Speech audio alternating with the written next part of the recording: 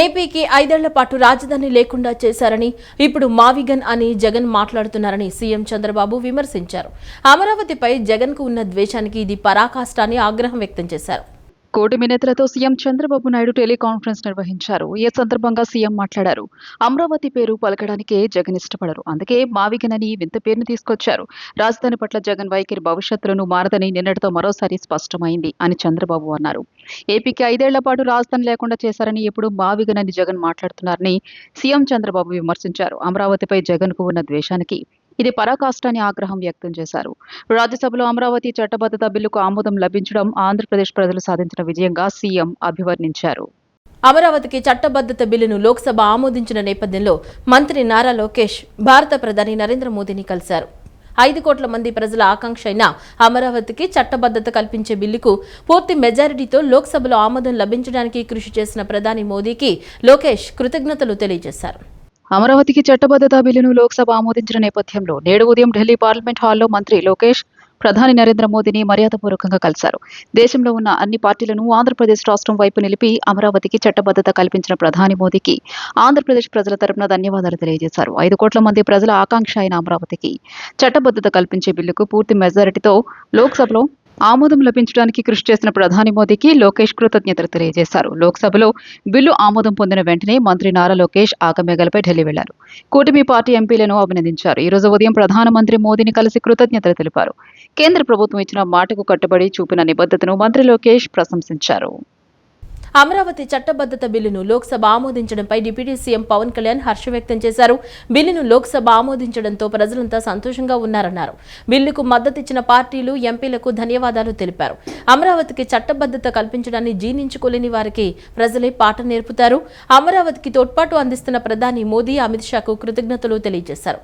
CM Chandrababu అపార అనుభవంతో అమరావతి అభివృద్ధి చెందుతోందన్నారు. ఆంధ్రప్రదేశ్ రాజధాని అమరావతికి చట్టబద్ధత కల్పించే బిల్లుకు లోక్సభ ఆమోదం తెలపడంతో ఏపీ ప్రజలందరూ సంతోషంగా ఉన్నారని డిప్యూటీ సీఎం పవన్ కళ్యాణ్ అన్నారు. రాష్ట్ర ప్రజలంతా గర్వించే క్షణాలివని ఆయన సంతోషం వ్యక్తం చేశారు. ఈ చట్టబద్ధతతో అమరావతి శాశ్వత రాజధానిగా నిలుస్తోందని, లోక్సభలో ఈ బిల్లుకు మద్దతు తెలిపిన పార్టీలు, ఎంపీలకు ధన్యవాదాలు తెలియజేశారు. ఈ మేరకు ఎక్స్ వేదికగా పవన్ ట్వీట్ చేశారు. అమరావతికి చట్టబద్ధత లభించడాన్ని జీర్ణించుకోలేక విషం చిమ్ముతున్న వారికి రాబోయే రోజుల్లో ప్రజలు బలమైన గుణపాఠం నేర్పిస్తారని మండిపడ్డారు. రాజధాని అమరావతికి తోడ్పాటును అందిస్తున్న ప్రధానమంత్రి నరేంద్ర మోదీ, కేంద్ర హోంమంత్రి అమిత్ షాకు కృతజ్ఞతలు తెలియజేశారు. అలాగే ఏపీ సీఎం చంద్రబాబు నాయుడు తన అపార అనుభవంతో అమరావతి ప్రజా రాజధానిగా భావితరాల అభివృద్ధికి కేంద్రంగా నిలుస్తోందని విశ్వాసం వ్యక్తం చేశారు. పార్లమెంటు ఈ బిల్లును ఆమోదించడంతో ఆంధ్రప్రదేశ్ ప్రజల్లోనే కాకుండా పారిశ్రామికవేత్తలు, పెట్టుబడిదారులు బలమైన నూతన విశ్వాసం చిగురించింది. అమరావతి ఇకపై కేవలం ఒక రాజధానిగా మాత్రమే కాకుండా ఆశలకు, స్థైర్యానికి, సమిష్టి సంకల్పానికి ప్రతీకగా నిలుస్తోంది. స్వర్ణాంధ్ర 2047 కలను సాకారం చేయడంలో అమరావతి కీలక పాత్ర పోషిస్తుందని, అలాగే ప్రధాని మోదీ వికసిత్ భారత్ 2047 లక్ష్యానికి గణనీయమైన తోడ్పాటును అందిస్తోందని దృఢంగా విశ్వసిస్తున్నా అంటూ పవన్ కళ్యాణ్ ట్వీట్ చేశారు. అమరావతికి చట్టబద్ధత కల్పించడం ద్వారా రాష్ట్ర భవిష్యత్తుకు భరోసా లభించిందని కేంద్ర పౌర విమానయాన శాఖ మంత్రి కింజరాపు రామ్మోహన్ నాయుడు హర్షం వ్యక్తం చేశారు. ఇది రాజధాని కోసం పోరాటం చేసిన ప్రతి ఒక్కరి శ్రమకు లభించిన ఫలితమని కొనియాడారు.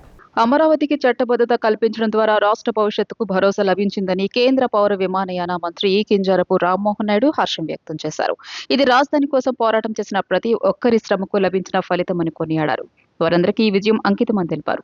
అప్పుల ఊబిలో కూరుకుపోయిన రాష్ట్రాన్ని అభివృద్ధి పథంలో నడిపేలా పూర్తి సహకారం, తోడ్పాటు అందిస్తున్న ప్రధాని మోదీ, కేంద్ర హోంమంత్రి అమిత్ షా, సీఎం చంద్రబాబు, ఉప ముఖ్యమంత్రి పవన్ కళ్యాణ్, మంత్రి లోకేష్ కు ధన్యవాదాలు తెలియజేశారు.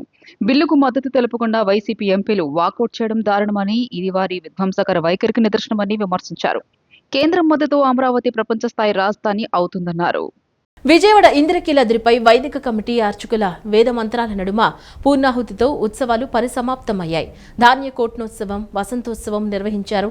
ధాన్య కోట్నోత్సవం, వసంతోత్సవం పవిత్ర కృష్ణానదిలో అవబృధ స్నాన కార్యక్రమాలను వైభవపేతంగా నిర్వహించారు. విజయవాడ ఇంద్రకీలాద్రిపై జరుగుతున్న చైత్రమాస కళ్యాణ బ్రహ్మోత్సవాలు నేటితో ముగిశాయి.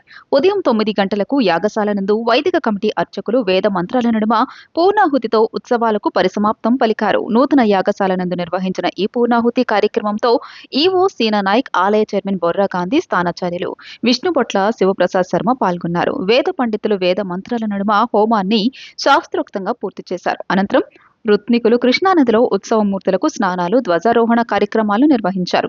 సాయంత్రం 5 గంటలకు ఆది దంపతుల జల విహారాన్ని భక్తుల సమక్షంలో నిర్వహిస్తారు. ఈ రోజు సాయంత్రం 8:30 పుష్పయాగంతో ఉత్సవాలు సమాప్తమవుతాయి.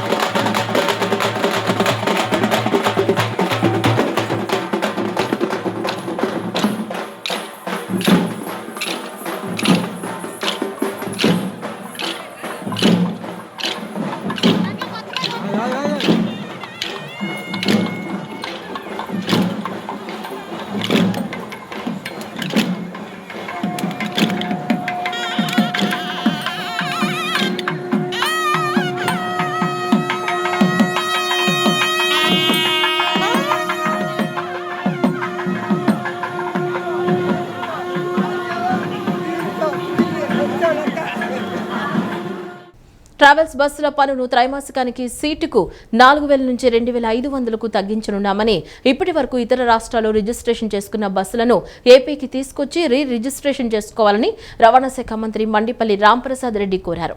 పన్ను తగ్గించిన తరుణంలో 2 నెలల్లో అరుణాచల్ ప్రదేశ్, నాగాలాండ్ వంటి రాష్ట్రాల్లో రిజిస్ట్రేషన్ చేసుకున్న 700 వరకు బస్సులను ఏపీకి తీసుకొచ్చి రిజిస్ట్రేషన్ చేయాల్సిన బాధ్యత బస్సుల యజమానులపై ఉందని మంత్రి అన్నారు.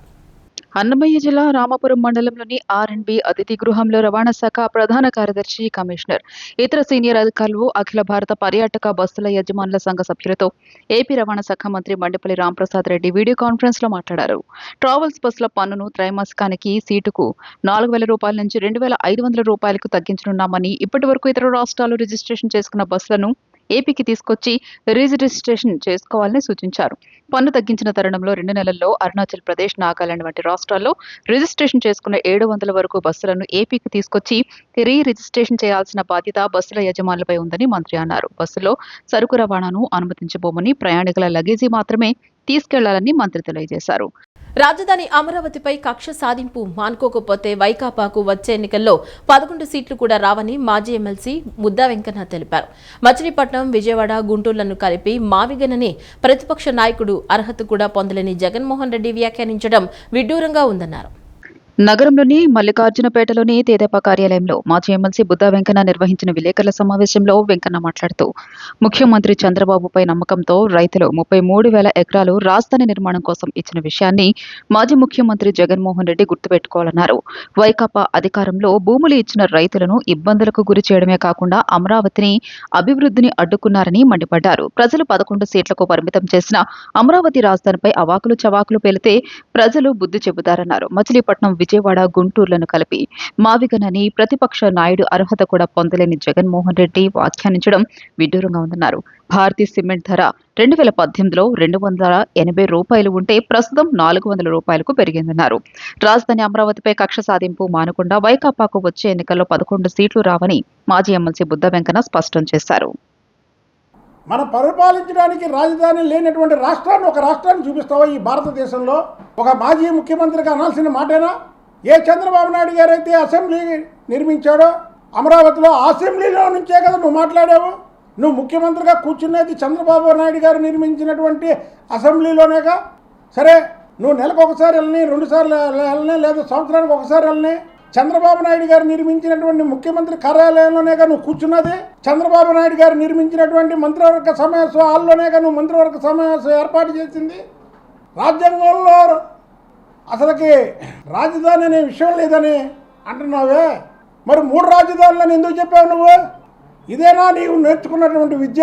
ఇదేనా నువ్వు చదువుకున్నటువంటి చదువు? ఇదేనా నీకు నేర్పినటువంటి జ్ఞానం? తక్కువ చదివినటువంటి నాకు తెలిసిన విషయాలు కూడా నీకు తెలియవే. నువ్వు మళ్ళీ అమెరికా వెళ్ళి చదువుకున్నావు. నువ్వు మన 3 రాజధానులను ఎందుకు పెట్టావు పేరు? రాజ్యాంగంలో రాజధాని అనేది లేకపోతే 3 రాజధానులు అని ఎందుకు పెట్టావు జగన్మోహన్ రెడ్డి? అలాగే 2018లో అమరావతి టవర్కి 900 కోట్లు టెండర్ పిలిస్తే ఇప్పుడు 1,200 కోట్లకి టెండర్ పిలుస్తారంట. ఏం మాట్లాడుతున్నావు జగన్మోహన్ రెడ్డి? 2019లో మళ్ళీ తెలుగుదేశం పార్టీ ప్రభుత్వం వచ్చుంటే 2,900 కోట్లతోనే అమరావతి టవర్ నిర్మించేవాళ్ళం. ఈ 5 ఏళ్ళు ఆ మధ్యలో ఉన్నటువంటి 5 ఏళ్ళు నువ్వు పరిపాలించావు. ఆ రోజు నీ భారతీయ సిమెంట్ ఎంత 250 నుంచి 280 మధ్యలో ఉంది. ఈరోజు నీ భారతీయ సిమెంట్ 380 రూపాయలు ఉంది. అంటే ఎంత పెరిగింది? ఆ రోజు స్టీల్ రేట్ ఎంత? 40 నుంచి 45 వేలు ఉంది. ఈరోజు 75 వేలు ఉంది. ఈరోజు స్టీల్ రేట్ ఎంత? పెరగదా? అసలు ఏం మాట్లాడుతున్నావు జగన్మోహన్ రెడ్డి? ఒక పక్క అమరావతికి నేను వ్యతిరేకం కాదని అమరావతి మీద విషం కక్కుతున్నావు. వినేవాడు అంటే ఇందిరాగాంధీ మా మామ అనేలాగున్నావు నువ్వు. అంటే నువ్వు చెప్పే అన్ని పచ్చి అబద్ధాలు, ఒక్క విషయం కూడా నిజం లేదు. మాచవరం డౌన్లోని 16వ వార్షిక శ్రీ సీతారాముల కళ్యాణ మహోత్సవాలు వైభవంగా జరుగుతున్నాయి. ఉత్సవాల్లో భాగంగా ప్రతిరోజు సాంస్కృతిక కార్యక్రమాలు నిర్వహిస్తున్నారు. నిన్న సాయంత్రం శ్రీనివాస కళ్యాణం వినూత్న రీతిలో నిర్వహించారు. శ్రీనివాస కళ్యాణాన్ని తిలకించేందుకు భక్తులు అధిక సంఖ్యలో తరలివచ్చారు. స్వామివారిని దర్శించుకుని ఆశీస్సులు పొందారు. మాచవరం డౌన్లో శ్రీ సీతారాముల కళ్యాణ మహోత్సవ కమిటీ ఆధ్వర్యంలో 16వ వార్షిక శ్రీ సీతారాముల కళ్యాణ మహోత్సవాలు వైభవంగా జరుగుతున్నాయి. ఉత్సవాల్లో భాగంగా ప్రతిరోజు సాంస్కృతిక కార్యక్రమాలు నిర్వహిస్తున్నారు. నిన్న సాయంత్రం శ్రీనివాస కళ్యాణం వినూత్న రీతిలో నిర్వహించారు. శ్రీనివాస కళ్యాణాన్ని తిలకించేందుకు భక్తులు అధిక సంఖ్యలో తరలివచ్చారు. స్వామివారి దర్శించుకుని ఆశీస్సులు పొందారు. ఈ సందర్భంగా కమిటీ కార్యదర్శి కొనకళ్ల సత్య కృష్ణ ప్రసాద్ మాట్లాడుతూ 16 సంవత్సరాల క్రితం శ్రీ సీతారాముల కళ్యాణ మహోత్సవ కమిటీని ఏర్పాటు చేసి ప్రతి ఏటా సీతారాముల కళ్యాణం నిర్వహిస్తున్నామని చెప్పారు. ఉత్సవాల్లో భాగంగా ఎక్కడా జరగని విధంగా సాంస్కృతిక కార్యక్రమాలు నిర్వహిస్తున్నామని చెప్పారు. 11 రోజుల పాటు ఉత్సవాలు నిర్వహిస్తామని, 11వ రోజున అన్నదానం కార్యక్రమం నిర్వహిస్తున్నామని చెప్పారు. 4వ తేదీన డప్పు వాయిద్యాలు, మేళతాళాల నడుమ ఊరేగింపు ఘనంగా నిర్వహిస్తామని, రాత్రి పవళింపు సేవ ఉంటుందని తెలిపారు. కమిటీ సభ్యులు చెరుకూరి కృష్ణకుమార్ మాట్లాడుతూ లక్ష్మీ నివాస musical academy, K Srinivas Machilipatnam వారి ఆధ్వర్యంలో శ్రీనివాస కళ్యాణం కార్యక్రమాన్ని వైభవంగా నిర్వహించామని చెప్పారు. భక్తులు అధిక సంఖ్యలో విచ్చేసి కళ్యాణాన్ని తిలకించారన్నారు. 10వ రోజు ఈ వంట కార్యక్రమాలన్నీ కూడా పూర్తి చేసి 11వ రోజున 10,000 మందికి భోజనాలకి తక్కువ కాకుండా ఈ రోజున చేయడం జరుగుతుంది.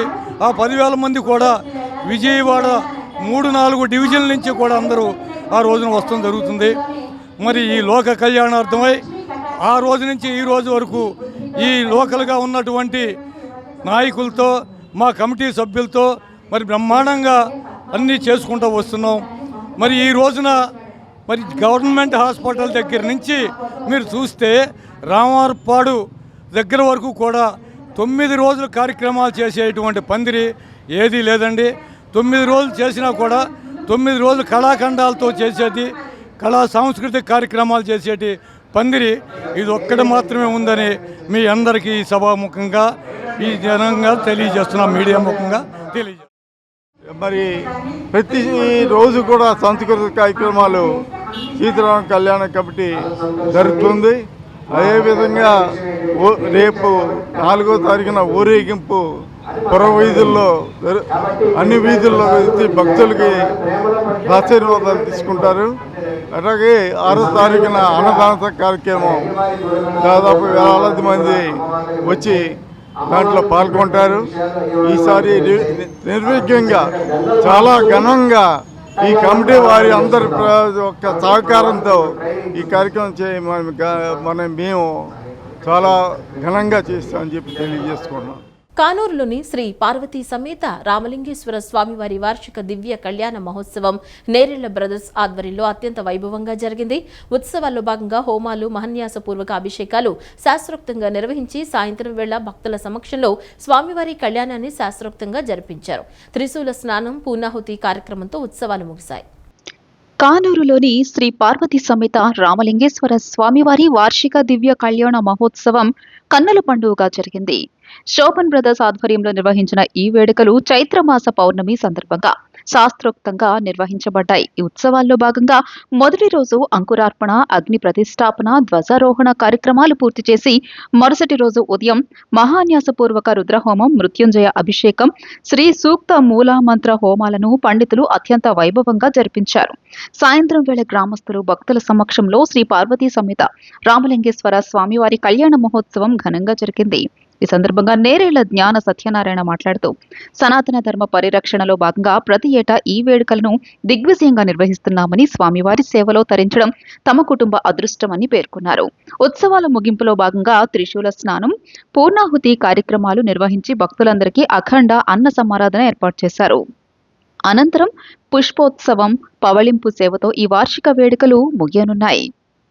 దేవాలయంలో త్రయానిక దీక్షతో శైవాగమ ప్రకారముగా స్వామివారికి కళ్యాణ మహోత్సవాలు సాయంత్రం నుంచి ప్రారంభించుకుని అంకురారోపణ, అగ్ని ప్రతిష్టాపన, ధ్వజారోహణ ఇత్యాది కార్యక్రమాలు 1వ తారీఖు ఉదయం స్వామివారికి మహాన్యాసపూర్వక మృత్యుంజయ పాశుపత రుద్రాభిషేకము, అలాగే రుద్రహోమము, మూర్తి హోమము, మూలమంత్ర హోమాలు, దుర్గా సూక్త, శ్రీ సూక్త, మూలమంత్ర హోమములు ఇత్యాది పూజా కార్యక్రమాలు 1వ తారీఖు ఉదయం కార్యక్రమాలు పూర్తి చేసుకుని 1వ తారీఖు సాయంత్రం స్వామివారికి పార్వతీ సమేత రామలింగేశ్వర స్వామివారికి కళ్యాణ మహోత్సవాన్ని భక్తులు భక్తి శ్రద్ధలతో, అలాగే కానూరు గ్రామంలో వేంచేసి ఉన్న శ్రీ పార్వతీ సమేత రామలింగేశ్వర స్వామివారి వార్షిక దివ్య కళ్యాణం ప్రతి సంవత్సరం చైత్రమాస పౌర్ణమి దినం రోజున వస్తుంది. ఆ తిథి రోజున గ్రామ ప్రజల అందరి సహకారంతో మా శోభన్ బ్రదర్స్ అనే పేరుతో ప్రతి సంవత్సరం ఈ కార్యక్రమాలన్నీ కూడా దిగ్విజయంగా జరిపిస్తున్నాము. ఈ దేవస్థానం పరిరక్షణార్థం, సనాతన ధర్మ పరిరక్షణార్థం భగవంతుడు మమ్మల్ని ఎన్నుకుని మా చేత చేయించుకున్నందుకు స్వామివారి కృపకు శ్రీ స్వామివారి కళ్యాణ మహోత్సవం వార్షికంగా జరుగుతున్నది. అలాగే ఈ సంవత్సరం కూడా ఈరోజు శ్రీ స్వామివారి కళ్యాణ మహోత్సవం అత్యంత వైభవంగా జరుగుతున్నది. మన కానూరు గ్రామస్తులు నేరేళ్ల కుటుంబీకులందరూ ఈ కళ్యాణ కార్యక్రమం జరుపుతున్నారు. అట్లాగే వారు అన్న సంతర్పణ కార్యక్రమం కూడా ఏర్పాటు చేస్తున్నారు. ఆ భాగంలో భాగంగా స్వామివారి అన్న సంతర్పణ కార్యక్రమం జరుగుతుంది. కావున 50 మంది భక్తులు అన్న సంతర్పణలో పాల్గొని ప్రసాదం స్వీకరించి ధరించవలసిందిగా కోరుచున్నాం. 2024 ప్రజా తీర్పు ఉన్నప్పటికీ అమరావతి రైతులను మాజీ ముఖ్యమంత్రి వైఎస్ జగన్మోహన్ రెడ్డి ఎగతాళి చేస్తున్నారని ఆరోపిస్తూ మాజీ మంత్రి కన్నా లక్ష్మీనారాయణ ఆయనను తీవ్రంగా విమర్శించారు. మాజీ ముఖ్యమంత్రి జగన్మోహన్ రెడ్డి అహంకారాన్ని కన్నా లక్ష్మీనారాయణ ఖండించారు. జగన్ ప్రవర్తనతో పౌరులు ఆగ్రహంతో ఉన్నారని, జవాబుదారీతనం కోరుతున్నారని పేర్కొన్నారు. ఈ వివాదం ఆంధ్రప్రదేశ్ రాజకీయాల్లో వాడీవేడి చర్చలకు దారితీస్తోంది. నువ్వు 5 సంవత్సరాలు ఈ రాష్ట్రాన్ని అప్పుల పాలు చేయలేదా? ఏం చేశావు? పోనీ 3 రాజధానులు అన్నావు. కర్నూలులో కనీసం హైకోర్టుకి ఒక రోజన్నా అసెంబ్లీలో రిజల్యూషన్ చేసావా? చేయలేదుగా. మాటలు చెప్పి మభ్యపెట్టి ఆంధ్ర రాష్ట్ర ప్రజల్ని మోసం చేసి ఇంకా ఇవాళ మీరు ఇంకొక రకంగా మాట్లాడుతున్నారంటే సిగ్గు లేకుండా మాట్లాడుతున్నారు అని చెప్పేసి అనుకోవచ్చు. ఎందుకంటే ఆంధ్ర రాష్ట్ర ప్రజలు చాలా క్లియర్ గా అమరావతి రాజధాని అని చెప్పేసి ఒక మ్యాండేట్ ఇచ్చిన తర్వాత ప్రజాభిప్రాయం మీద గౌరవం లేకుండా ప్రజాభిప్రాయానికి వ్యతిరేకంగా మీరు మాట్లాడుతూ దాన్ని తీవ్రంగా ఖండిస్తున్నానని చెప్పేసి నేను ఈ సందర్భంగా తెలియజేస్తూ, ఇప్పటికైనా మీకు ఏమాత్రం ప్రజాభిప్రాయం మీద నమ్మకం ఉంటే అమరావతి రైతులకు క్షమాపణ చెప్పండి అని చెప్పేసి. రాజధానిపై జగన్ చూపించే వైఖరిని తెలుగు ప్రజలు సమర్థించరని ప్రభుత్వ విప్ గన్నవరం ఎమ్మెల్యే యార్లగడ్డ వెంకట్రావు అన్నారు. అమరావతి పట్ల జగన్ వైఖరి భవిష్యత్తులోనూ మారదని నిన్నటితో మరోసారి స్పష్టమైందన్నారు. రాజధానిపై విషం చిమ్మడాన్ని ఆపిస్తే ప్రజలు మద్దతు వైసీపీకి ఉంటుందని, లేకుంటే గత ఎన్నికల్లో వచ్చినా రాబోయే ఎన్నికల్లో 11 సీట్లు కూడా రావని ఎద్దేవా చేశారు. అధికారంలోకి వచ్చిన వెంటనే 3 రాజధానుల పేరుతో జగన్ 3 ముక్కలాట ఆడి రాజధాని లేకుండా చేశారని విమర్శించారు. వైజాగ్ను జగన్ సర్వనాశనం చేశారని, ఉత్తరాంధ్ర ప్రజలు బెంబేలెత్తిపోయారన్నారు. 200 సంవత్సరాల తర్వాత మళ్ళీ రాజధానిగా చంద్రబాబు నాయుడు గారు నిర్ణయిస్తే నిన్న జగన్మోహన్ రెడ్డి గారు చెబుతున్నాడు, రాష్ట్రాల రాజధానిని రాష్ట్రమే నిర్ణయించుకోవాలి, కేంద్రం నిర్ణయిస్తుందని. ఎస్, చంద్రబాబు నాయుడు గారు ముఖ్యమంత్రి గారు నిర్ణయించాడు అమరావతి రాజధాని. నువ్వు యాక్సెప్ట్ చేసావు ఆ రోజు నువ్వు అమరావతి అన్ని రకాలుగా అనుకూలంగా ఉందని చెప్పి నువ్వు మాట మార్చి నువ్వు మాటను తిప్పి నువ్వు మారేవని అందరూ మారాలనుకుంటాం సహేతుకం కాదు. జగన్మోహన్ రెడ్డి గారు, చంద్రబాబు నాయుడు గారు అమరావతిని రాజధానిగా ఎంపిక చేసి గత వైభవం ఎంతో ఘనకీర్తి కలిగిన అమరావతిని మళ్ళీ రాష్ట్రానికి రాజధాని చేసే అవకాశం వస్తే ఆయన రాజధానికి చేస్తే నువ్వు అడుగున అడ్డపడింది వాస్తవం కాదా? నువ్వు ఎన్ని కఠోరమైన ప్రయత్నాలు, నీ ముఖ్యమంత్రి పదవిని, సభానాయకుడిగా నీకు ప్రజలు ఇచ్చిన అధికారాన్ని 151 సీట్లు వచ్చి అధికారం ఇస్తే ఉమ్మడి రాష్ట్రం కలిసి ఉన్నా కూడా మ్యాజిక్ ఫిగర్ కన్నా నీకు ఆ రోజు ఎక్కువ రాష్ట్ర ప్రజలు ఇస్తే నువ్వు చేసిన పనికిమాల పనుల వల్ల అమరావతిని కదిపిద్దాం అనుకోవడం వల్ల నువ్వు అమరావతిని మారుద్దామని నువ్వు చేయని ప్రయత్నం లేదు. అది జ్యుడిషియల్గా కానీ మామూలుగా కానీ ప్రజల్ని బాధ పెట్టి రైతులు ఉసురు పోసుకుని ఒకటంటిగా ఇట్ట మాట్లాడకపోతే చాలాసేపు పడుతుంది. కానీ జగన్మోహన్ రెడ్డి మీరు అమరావతిని సర్వనాశనం చేద్దామని ట్రై చేసిన అమరావతి పంచారామాల్లో శైవక్షేత్రం అది, అమరావతి ప్రాశస్యం అట్లాంటిది. నువ్వు చరిత్ర చదువుకో, అమరావతి గొప్పతనం జరుగుతుంది. అమరావతిని నువ్వు ఇంచు కూడా కదపలేకపోయావు. ఆఖరికి చిట్ట చివరికి ఈరోజు నిన్న లోక్సభలో ఆమోదం పొందింది. దేశవ్యాప్తంగా ఉన్న అన్ని రాజకీయ పార్టీలు దీన్ని స్వాగతించి రాజధాని ఒకటే ఉండాలనే ఉద్దేశంతో, ఏ రాష్ట్రానికైనా రాజధాని ఉందా అంటావు, అసలు దేశానికి రాజధాని ఉంటుంది కానీ రాష్ట్రాలకు లేదంటావు. కేంద్రం కూడా రాజధాని విషయంలో పాత్ర లేదని ఎఫిడవిట్ ఇచ్చిందంటావు నేను ప్రెస్ మీట్లో. నీకు చరిత్ర తెలీదు. ఇప్పుడు అమెరికాలో 50 రాష్ట్రాలు ఉంటే 50 రాష్ట్రాలకి రాజధానులు ఉన్నాయి. పోనీ నువ్వే దేశం అన్న చెబితే దానికే రాజధానులు ఉన్నాయి. నువ్వే చెప్పావు సౌత్ ఆఫ్రికాకి 3 రాజధానులు ఉన్నాయని. ఆ రోజు నువ్వేమన్నా ఆంధ్రప్రదేశ్ రాష్ట్రాన్ని దేశం అనుకుని 3 రాజధానులు పెడదాం అనుకున్నావా? లేకపోతే లోటు బడ్జెట్ ఉందని నీకు తెలియదా? అసలు నీకు చరిత్ర తెలియదా? తెలియకుండానే మాడతావు కూడా నాకు అర్థం కావట్లా. ఈ వార్తలు ఇంతటితో సమాప్తం. నమస్కారం.